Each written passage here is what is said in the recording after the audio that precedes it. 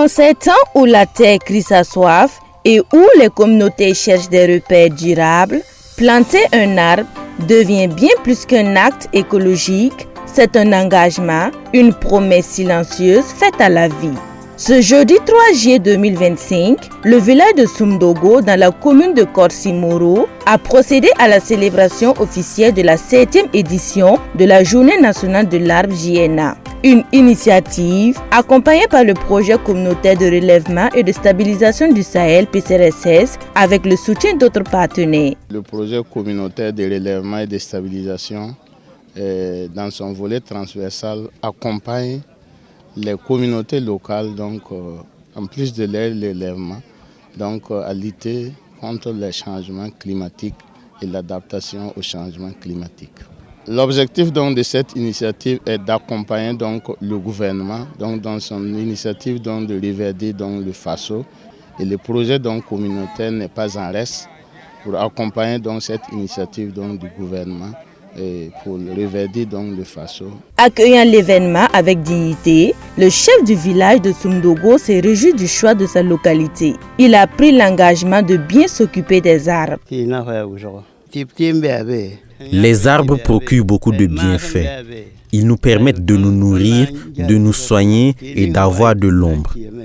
S'il arrive qu'un arbre meure, nous le remplacerons. Nous n'allons plus rester assis, nous entretiendrons bien ces arbres.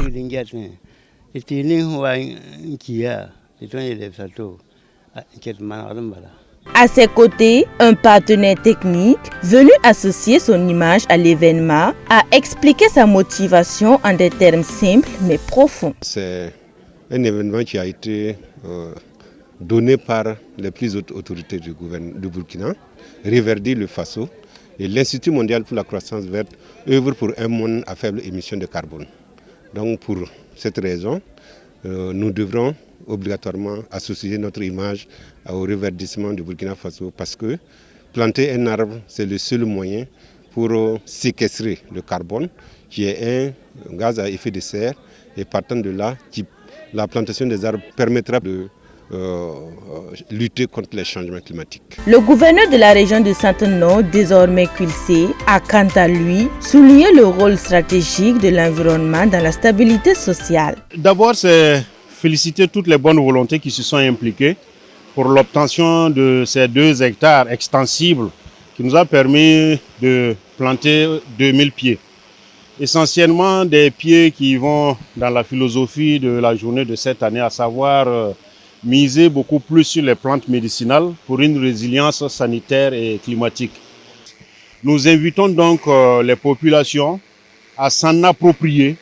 Et l'exemple, ce matin, j'ai planté le premier arbre avec un élève qui vient de réussir au CPE cette année.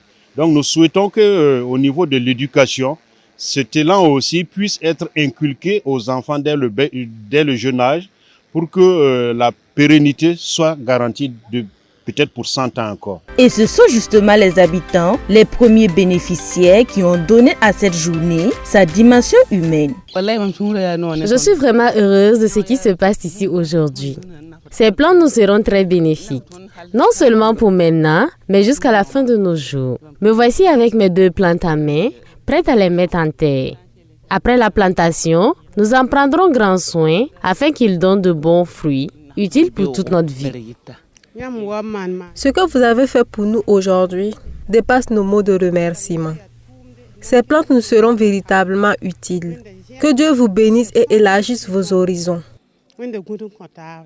À Soumdogo, l'arbre n'a pas seulement été mis en terre, il a été célébré, honoré, porté comme un flambeau pour les générations à venir. Et dans le vent qui caressait les jeunes plants, on pouvait presque entendre une promesse chuchotée, celle d'un avenir enraciné dans l'espoir.